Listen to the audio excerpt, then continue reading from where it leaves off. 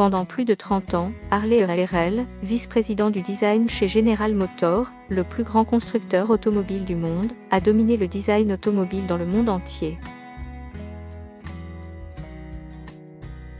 Né en 1893, ARL a dirigé la stratégie design de GM de 1927 à 1958, façonnant l'avenir de l'automobile à l'image de sa vision.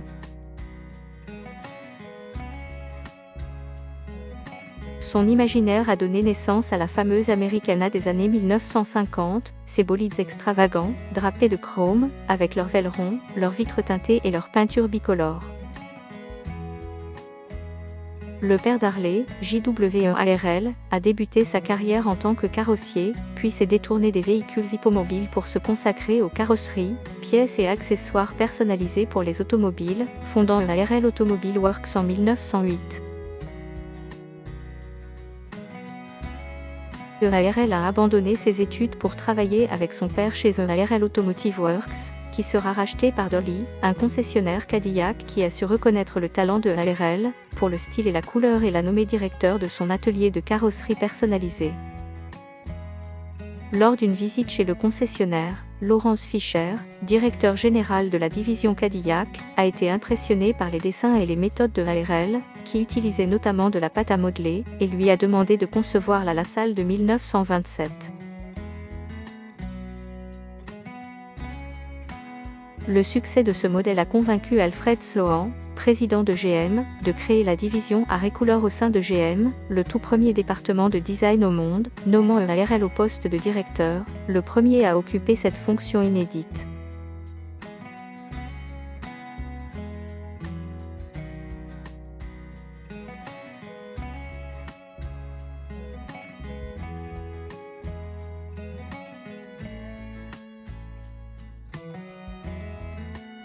En 1937, la division Arrêt Couleur devient la division Stylé, sous la direction de ARL, dessine la Buick Wildjode, reconnue comme le premier concept car officiel au monde.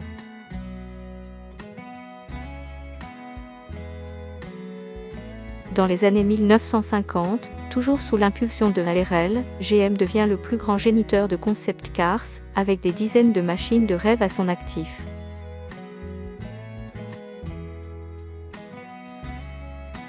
Juste avant, peu après la fin de la guerre et la reprise de la production automobile, Harley et ARL autorisent le projet de Frank Hershey, la Cadillac de 1948, qui incorpore les tout premiers ailerons arrière de l'automobile. Inspiré de l'empennage du Lockheed P-38 Lightning, ce style devient la coqueluche de Détroit. ARL est le responsable du design de Chrysler. Virgil Exney se livre à une compétition sur la taille et la complexité des empennages, atteignant des sommets avec la Cadillac de 1959. Ne parlons pas de mauvais goût. Influencé par les sportives européennes qui tournent sur les circuits après la guerre, ARL décide que GM a besoin d'une voiture de sport. C'est la naissance de la Chevrolet Corvette de 1953, le seul et unique modèle sportif produit en continu par un grand constructeur américain. La Corvette est aussi la première voiture de série au monde à utiliser du plastique léger renforcé de fibres de verre, un matériau qu'elle utilise encore aujourd'hui.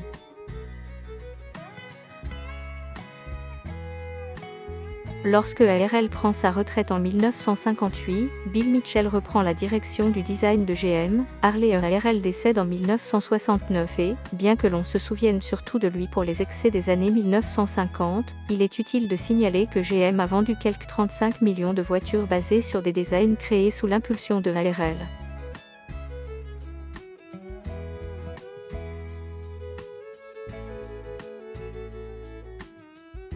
ARL, qui a imaginé le concept de concept car, était un visionnaire futuriste. Certains de ces véhicules emblématiques semblent tout droit sortis de la science-fiction, avec quelques gadgets qui, plus d'un demi-siècle plus tard, semblent toujours un peu farfelus.